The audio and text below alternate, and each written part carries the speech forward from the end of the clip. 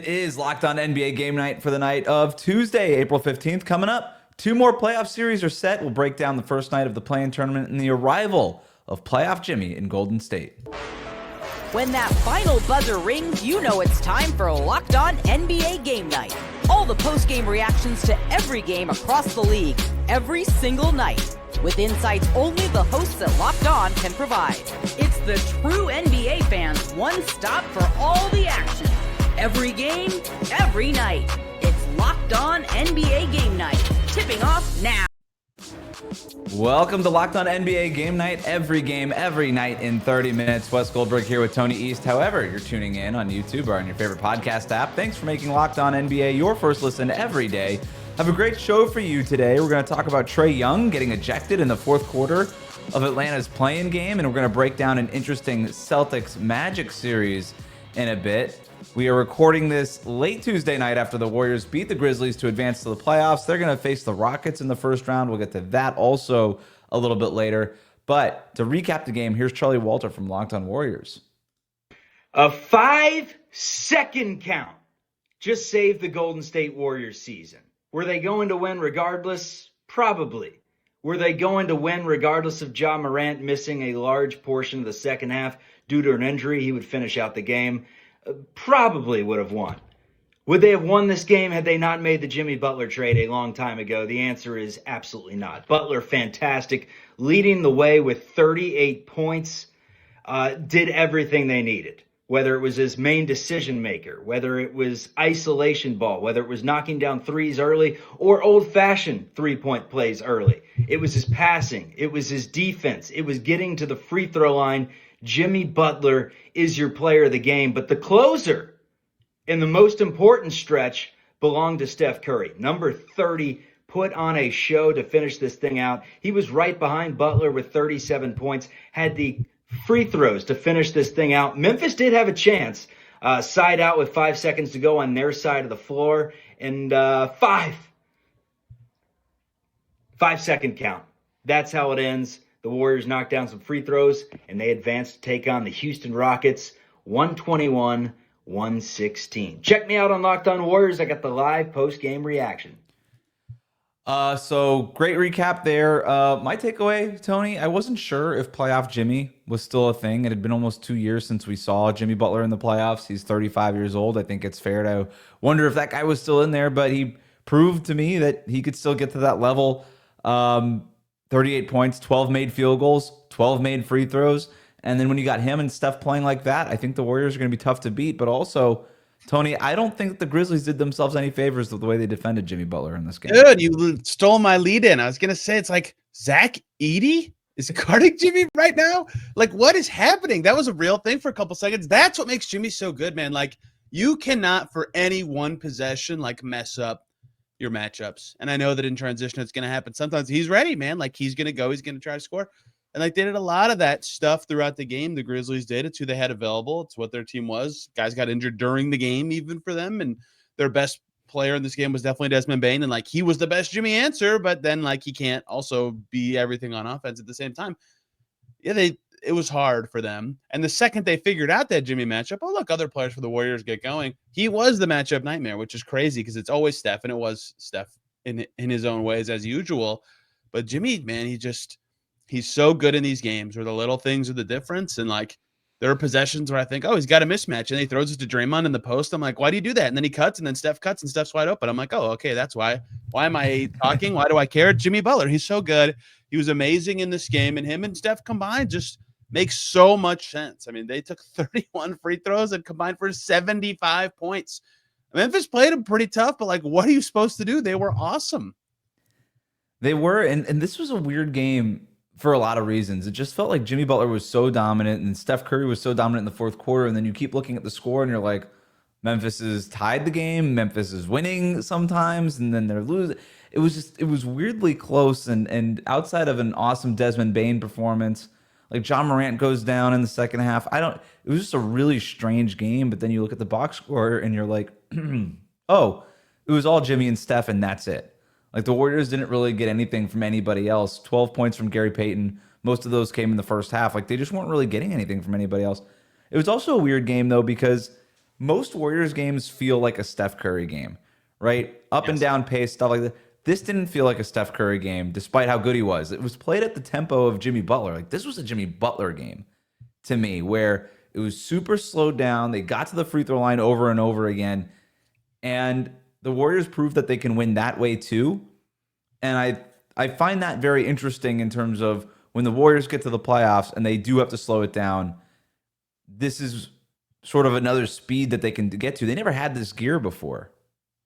Yeah, and the Steph plays were still there, right? Like, everybody went crazy when he flipped it into the paint, ran around on the baseline and hit a corner three. Like, basically the dagger, I guess not really, because there was lots of craziness in the final minute, was him running off of Draymond DHO and hitting a three. Like, we've seen that stuff 10 million times. Like, that stuff is still possible in, like, any game speed. But, like, yes, you're right, up-tempo, flying around Warriors, just, you're like, oh, crap, we lost Steph. Oh, crap. Draymond's got a free lane to the rim or whatever. Like, Pods wasn't even that good. Draymond was 1 for 5. Moody had played with some force, but like a lot of the guys that are good in the Steph system were not as awesome in this game, but the Jimmy system was exactly what they needed. Slow it down a bit, find the baskets that way, and they made it work for them. They were awesome in that way, and credit Memphis a little bit for forcing them, I think, to play that way a little bit. I thought they actually did Steph pretty well at times in this game. Shout out Scottie Pippen Jr., who fouled out inexplicably late. I don't know why he was on the floor for intentional fouls, and I just wanted to throw that in for no reason. But yeah, I agree with you 100%. And like, that's a curveball the Warriors have never had before. And I don't know if they're playing a team that they want to slow it down against, but in this particular game, it was effective for them. Yeah, I mean, they've got 2 closers now. I can't get away from the Grizzlies part of this, where their game plan to open this game was, we're going to have Zach Edey stationed on Jimmy Butler, and we're going to basically just try to take away Jimmy's drives to the basket and dare him to shoot from the outside. And if Jimmy's going to beat us from the perimeter, then let him do that. Jimmy gets started with 2 3-pointers right off the bat. I don't think Memphis overreacted to that, and I think that's the right move. But the problem when you're playing off of Jimmy Butler like that is you're also giving him a runway to just throw his body into Zach Edey. And that's when he starts getting to the foul line and getting into the stuff that he wants to get to.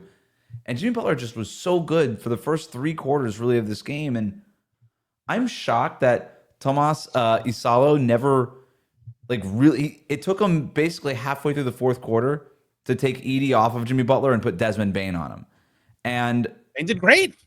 I don't understand that strategy from Isalo. And I think he was thoroughly outcoached by Steve Kerr in this game, and I just wonder if maybe for one game, maybe Zach Kleiman regretted firing Taylor Jenkins, because I don't think he does that and then sticks with it for as long as he did. But Isalo looked like a rookie coach in this game. We could talk about a lot of coaching things. You know what's going to be the most talked about coaching thing from this game, Wes? The number of minutes Jonathan Kuminga played for the Golden State Warriors is going to be 0. Didn't hit the floor at all. I know that the Clippers game to end the season was similar, but man. But they didn't play 10 guys in that game. They played 10 guys in this game. Yeah. Guy Santos played over Jonathan Kuminga. Kevon Looney, Buddy Hield. These guys all played over Jonathan Kuminga. But yes, Kerr knows how to handle these things, and situationally was very sound in this game, subs in and out. Great. He's done that a million times. Like, I just heard Kenny Atkinson at a Pacers Cavs game talking about all the stuff he learned from Steve Kerr, and a lot of it was that kind of stuff, right? Being up close with him all the time. Yeah, look, for Isalo, everyone's going to talk about the 5-second call. I don't know how much that's on him. Like, they took forever to start running. Like, Santi Aldama got handed the ball, and then like a whole second and a half passes, and then everybody takes off finally. And like, I guess they would have got it to Ja, but he just got fouled right away. And Edey played well on the glass and like was impactful in this game. And Ja did literally everything he could in the situation to fight through an injury that he suffered in the 3rd quarter, rolling his ankle. Like, he didn't have a lot of ammo to actually change up strategy mid-game. I'm not putting this on a coaching loss for the Grizzlies at all, but if they're going to have all these hurdles, they need their big 3 to be a big 3, and they got a great Bane game and a good Ja game, and Jaren Jackson Jr. was not good enough, I don't think. No, I mean, he had 6 rebounds in this game, and if people do have a problem with Edey being on the court for 32 and a half minutes in this game, well, they needed somebody to rebound the ball. Yeah. He had 17 rebounds. Yeah. The next closest guy was Aldama with 8. No other starter had more than 6. Jaren Jackson Jr. has got to be better than that. But let's get a quick Grizzlies perspective from Locked On Grizzlies host Joe Mullinex. A disappointing ending to an otherwise impressive showing for the Memphis Grizzlies in Golden State, taking on the Warriors. A loss, but still some things to take out of it on a positive note. I'm Joe Molinax of Locked On Grizzlies, and Jimmy Butler and Steph Curry got to the free throw line an awful lot, and the officiating in this game is going to be a storyline coming out of it. But you have to tip your cap to the Warriors. Golden State has 2 Hall of Famers in Butler and Curry, a third in Draymond Green. They were the better team in this one. However, the Memphis Grizzlies should feel positive about some of the things they saw. Desmond Bane with another huge outing in a big game. John Morant with a rolled ankle. He came back into the contest after being out for a bit. The severity of that ankle injury is something to monitor going into Friday's do-or-die game in Memphis against the winner of the Kings-Mavericks game on Wednesday night. That is where eyes of Memphis will be over the next couple of days, to be sure, heading into Friday. Gosh, Tony, are you buying the moral victory there? I was gonna say I love the positivity. 1 game away from the season being over. They didn't play bad. Like I don't think he's wrong in that way. But I was very surprised by the general positivity. I think they should be beat either team that they play. But I felt like for a while I was like, oh, they actually have a chance to win. Like they looked unstoppable at times offensively in the second half. But they went down 20 in the first half. They really started slow, and it took them forever to like strategically get into what they wanted to do, which to me, the big difference was they finally got to the freaking rim. Like it was a real chore for them in the first half. Sometimes it's that simple, but too little, too late. Yeah, I mean, they played fine. I think he's mostly right. It's just the timing of, shucks. It's like, hey, one more shucks and you're done. So we'll see. Yeah, I think if pods are healed, just make more of the shots that they usually make, that this thing's a blowout. True.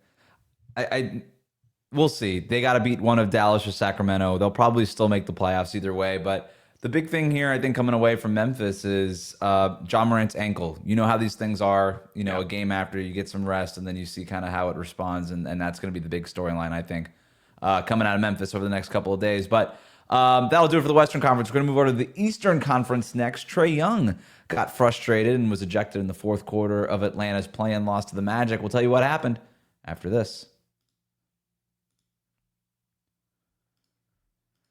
Today's episode is brought to you by Open Phone. If you're running a business, you know that every missed call is money left on the table. Think about it. When was the last time you had a service emergency? If the first person didn't answer, did you wait? Probably not. That's why you need Open Phone. Open Phone is the #1 business phone system designed to streamline and scale your customer communications all through an app on your phone or your computer.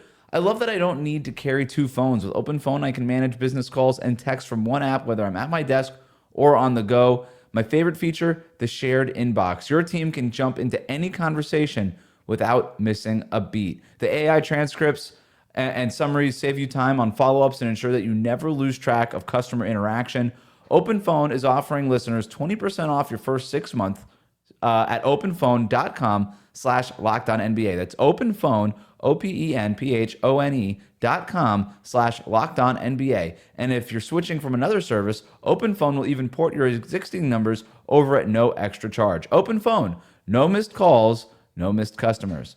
Today's episode is also brought to you by Amazon Fire TV Stick 4K. Did you know that your Fire TV is also an Xbox? Turn any TV into your gaming and entertainment hub with Fire TV Stick 4K devices. No console required. Just grab your paired controller, subscribe or sign into your Xbox Game Pass Ultimate with EA Play included, and then you're ready to play. Dive into hundreds of premium titles from EA Sports College Football 25 to Call of Duty Black Ops 6 and Avowed, and as easily as you stream your favorite shows. It's gaming made simple, and it's all on your Fire TV. Play high-quality Xbox games at a fraction of the cost of a console. Already have a console? A Fire TV Stick device is more affordable and easier to travel with, allowing you to take you or your kids' games wherever you plug in. And with 4K streaming, watch more than 1.5 million movies and TV episodes from your favorite subscribed services like Netflix, Prime Video, Disney Plus Max, and more.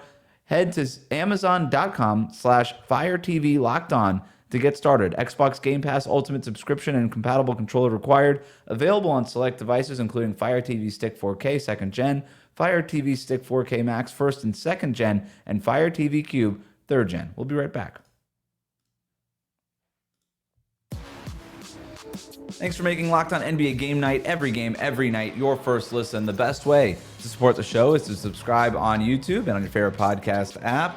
Let's get to the first play-in game from the night. The Magic beat the Hawks. They were up by 22 early. Then the Hawks got back into the game in the third quarter. They did a good job bottling up Paolo Banchero and Franz Wagner, but then Cole Anthony and Anthony Black go crazy in the fourth quarter. They push their lead back up to 20. Anthony's. The Anthony brothers. Here's Philip Rossman-Reich with more. This is Philip Rossman-Reich, the host of Locked On Magic, as the Orlando Magic advance to the playoffs with a 120-95 victory over the Atlanta Hawks, a game that was not as easy as that final score would indicate at times, but also a rollicking victory for Orlando. They led by 22 in the first half. They let that slip all the way down to 3 and then extended it back out to 27 with a killer fourth quarter run. And it wasn't Paolo Banchero. It wasn't Franz Wagner leading the way to the Magic. It was Cole Anthony, of all people. In fact, it was Cole Anthony, Anthony Black, and Wendell Carter stepping up big for Orlando. Cole Anthony had 26 points in this game, leading the Magic, leading the charge to pull away from Atlanta and clinch their spot in the playoffs. This team has gone through so much adversity, and throughout all of that adversity, when they were at their best, they would always say, we are enough. We've got it. We've got enough as it is. We can win by committee. We don't, we need our stars, but we can win with the attention our stars get, with everybody contributing. And that was really what it took for the Magic to win this game. They've gone through so much this season with injuries, with all the difficulties, all the struggles that they've had. They found a way to get the job done. They found a way to win. And at this point of the season, it's survive and advance. It's find a way. The Magic are going to have a tall task ahead of them as they take on the Boston Celtics in the first round. But tonight, they will celebrate a team victory over the Atlanta Hawks. Going to Disney World. Tony, you mentioned you made a remark there that Franz and Paolo, you thought they did have a big say in this game. Well, specifically Paolo, maybe he has, and I just have missed a few of them, obviously, but I have never seen him be that impactful passing, using his attention to be the guy that makes everybody else go. And they said this on the broadcast of the game. They're like, if I told you, I think he was 0 for 5 at the time. If I told you the Magic were up 20 and Paolo was 0 for 5, you'd be like, what are you talking about? That's just never, ever, ever how they have good enough offensive nights. And they still shot like crap, under 30% from the field, and got to 120 points. And I get that the Anthonys were off the bench and not always playing with Paolo, but the fact that he used his attention to get everybody else, including Wendell Carter, with him a lot, and other guys to have good nights, I thought that was a new thing from him that I thought, oh, that is supremely impressive stuff from him, given just what I think of him and what kind of his career has been as an offensive player. He had 5 assists in the first quarter, and I put a Prize Picks little bet in. They had the assists over-under set at 5, so the first quarter wrapped up, and I was like, oh, I'm feeling pretty good about this right now. It was a nice night on Prize Picks for me. I cleaned up. But this was an ugly game, dude. This was not a good basketball game. The Hawks were awful. He had 7+ assists 7 times this season, to be clear. So I'm not crazy with this is abnormal. Yeah, the Hawks were awful. They could, to get dramatically outshot from 3 by the Orlando Magic is the saddest They thing. shot 19% in this game. This was thank God for Warriors Grizzlies, because both teams combined for 15 of 50 from 3-point range. The Hawks took 34 free throws in this game, and Orlando took 27 free throws in this game. The refs just kept stopping everything. It was just clunky. It was ugly. But hey, that's exactly how the Orlando Magic want to play. They got the Hawks to play their game, and they won. Do you think, kind of going back to Philip's analysis there, obviously it's been a rough season for the Magic. Paolo Banchero, that playmaking, it's such a good point you bring up, because I think that was the number one thing that I think the Magic wanted to accomplish this year, is figure out, okay, is one of Paolo and Franz good enough with the ball in his hands to kind of be the facilitator, or are we going to have to go find some traditional type of point guard to pair with them? I don't know that this proves it necessarily, to your point, but they were in the playoffs last year. They're going to make the playoffs this year. They're going to play the Celtics. We'll break that series down here in a second, but is just making the playoffs again a win for the Magic, considering what the season has been with them with all the injuries? I was going to say with the injuries, I have to say yes. I bet it won't feel that way for them, especially because if you go out 4-1, it never feels good. If you go out 4-0, it never feels good, right? But they've been so hurt. Their best ball handler missed a ton of time. Paolo and Franz are out at the same time at one point of the season. I think Corey Joseph's been their starting point guard for 2 months. Yeah, Jalen Suggs is still out. Yeah.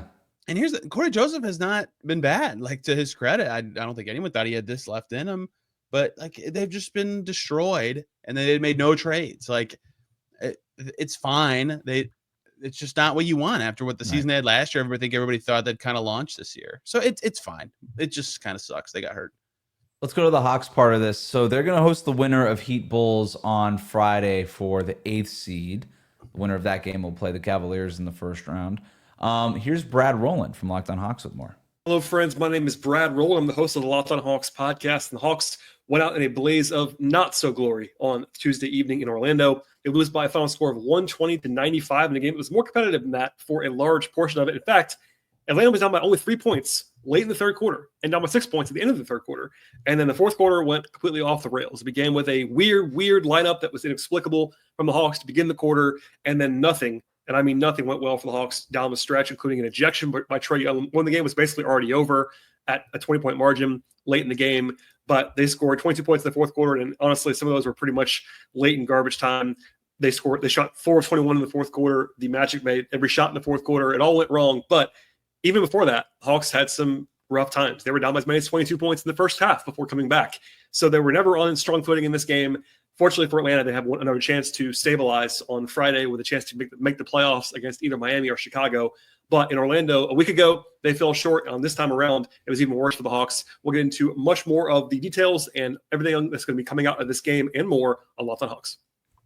Tony, I know that they were down by 21, 4.5 minutes to go in that game. Trae Young gets ejected. That's a bad look, man. I don't care what the score is. It's a play-in game. It's ridiculous. Trae Young didn't play that great of a game in the first place. I understand that he was upset over something. I couldn't even really make out what he was upset about, but he kind of throws the ball at one referee.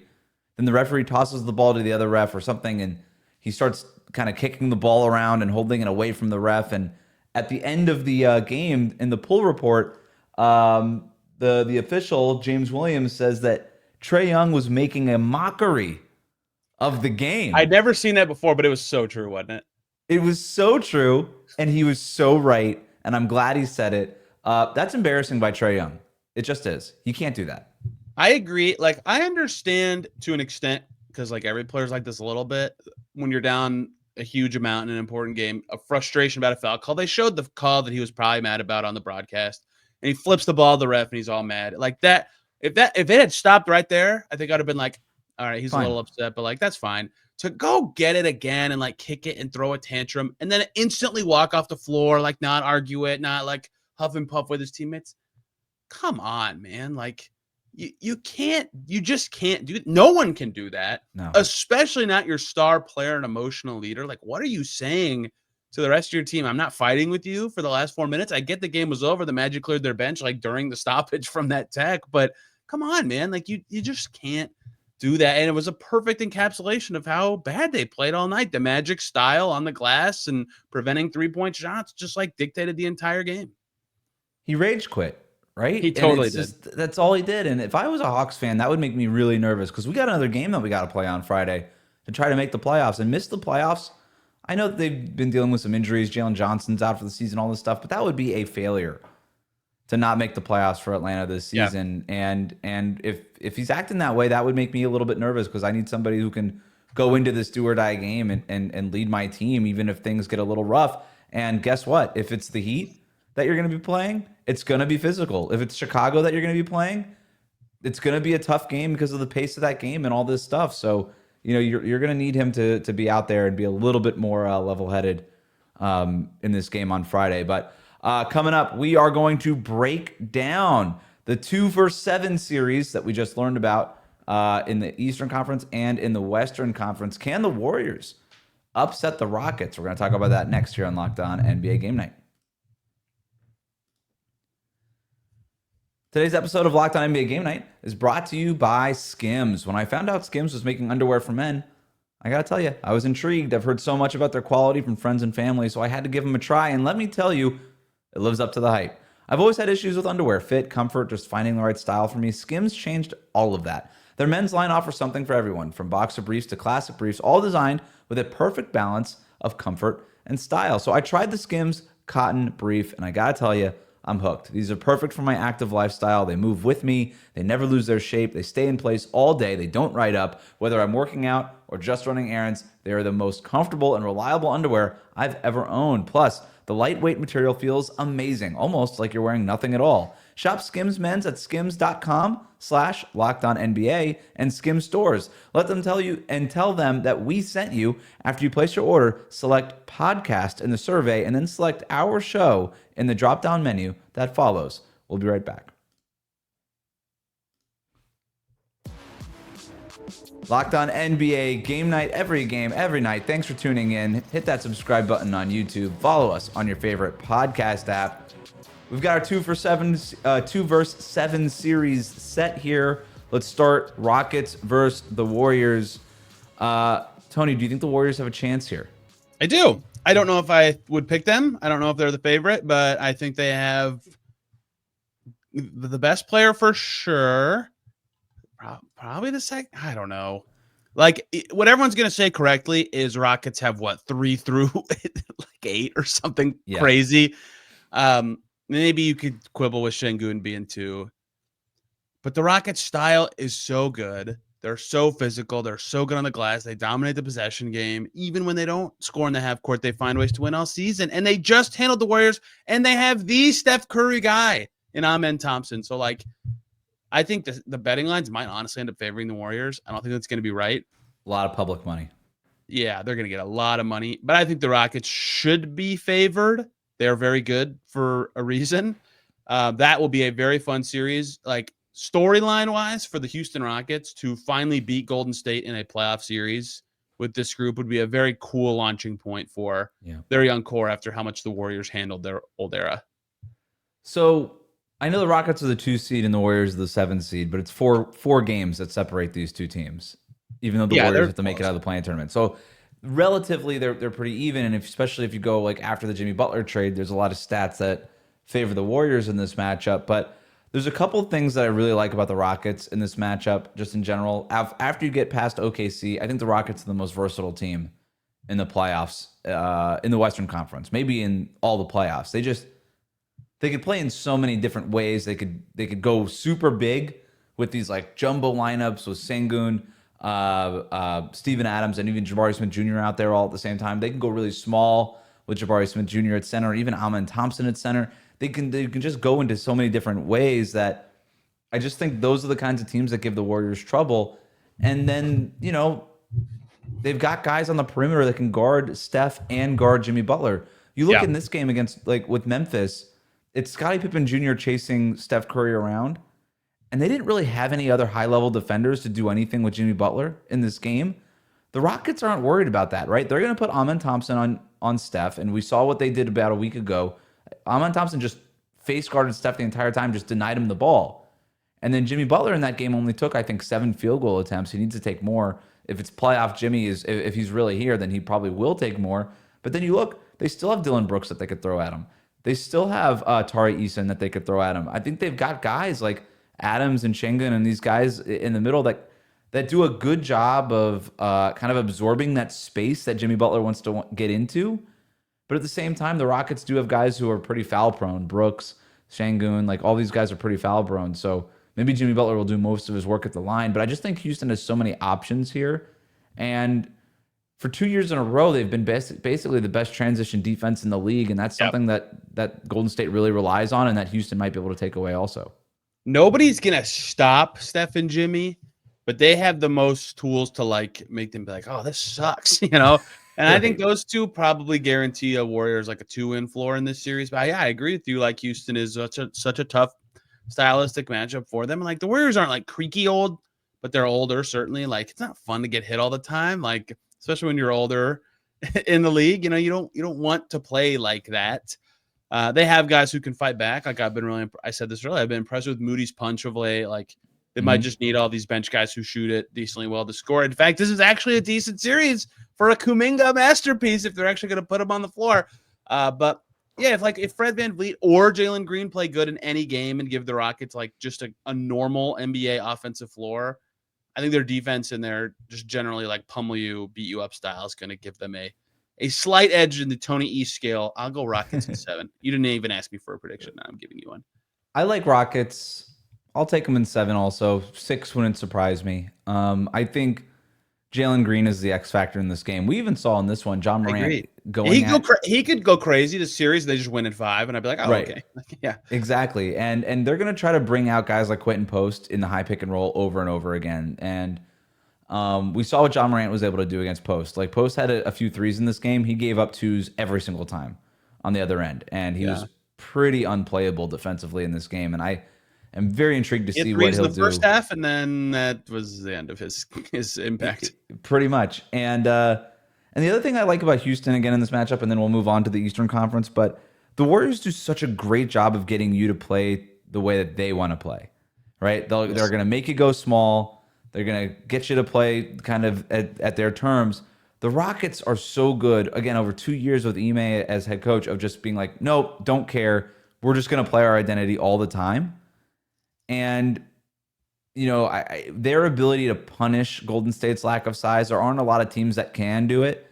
If there's a team that can do it, there's a handful of them. I think Houston's probably one of them. But Can the Rockets make Steph cry again? Ime, you got bars coming, man. It's time. Celtics Magic. The only thing I'm wondering here is if Orlando can make enough threes to at least make this thing interesting. But an interesting stat in this game, the Magic hold opponents to the fewest three-point attempts in the league this season, and they've actually held this. They're actually 2-1 against Boston this season, and they've held Boston to about 17 fewer three-point attempts per 100 possessions across those 3 games than the Celtics average all year. So if they can narrow that margin, then that's the way to kind of make Boston a little uncomfortable in this series. I don't think anybody's actually going to pick the Magic, but it's a weird matchup for Boston. Yeah, the variance win for the Celtics probably won't happen, but they're just better. I mean, they're just a lot better, and they have size to put on either Banchero or Franz. Maybe not both all the time, but like I don't know how the Magic are going to score enough to keep up. Maybe the answer is just they can't do it. I feel bad. I don't have a lot of interesting stuff to say. Not because like this isn't an interesting series. The Magic have good players. Like they gave everybody hell for 2 months to start the season before we got hurt. Okay, that's close for like 2 weeks, but still they were really good early in the year. They just pummeled the decent enough Hawks team. Like they have, like if Cole Anthony does that, maybe they win a game. But it's just like is the only way they win. The Celtics like forget how to shoot for 6 straight games or something. The talent gap is enormous. Yeah, it's too big. I'll say this, though. Out of all the play-in teams, this is probably the team that Boston wanted to face the least. Agreed. Just because the snot factor with the Magic is just so annoying. And it's like, are our ankles going to hurt when we're done with this game? Are we going to have a couple of thigh contusions that we didn't want to have coming out of the first round? That might be the only thing where Orlando plays a little bit of a 20-win gap in this series. I got Celtics in 5 out of respect to the Magic's defense, but I don't even feel good about it. Yeah, Celtics 4 or 5 would be my pick as well. They did that for every series they played last year. It's literally any team, and I think they played a lot of teams better than the Magic in the playoffs last year. We'll see how much bite they have early, right? Like, are they just like, all right, let's get back to the finals, or are they going to really step up and get it done? We saw Orlando win 3 games last year against, albeit a much worse team. I'll give them a win. Congrats to the City Beautiful, but you are facing the Boston Celtics. I'm sorry. And yes, thank you, Magic, for winning. So I don't have to sit here and go, a division winner is fighting to make it into the playoffs via the play. They're in the playoffs. Phew, the Southeast Division is saved. The moral victories keep coming. That wraps up Locked On NBA Game Night. Every game, every night. Make sure you're subscribed on YouTube and wherever you get your podcasts. For Tony East, I'm Wes Goldberg, and this has been Locked On NBA Game Night. Thanks for hanging out with us.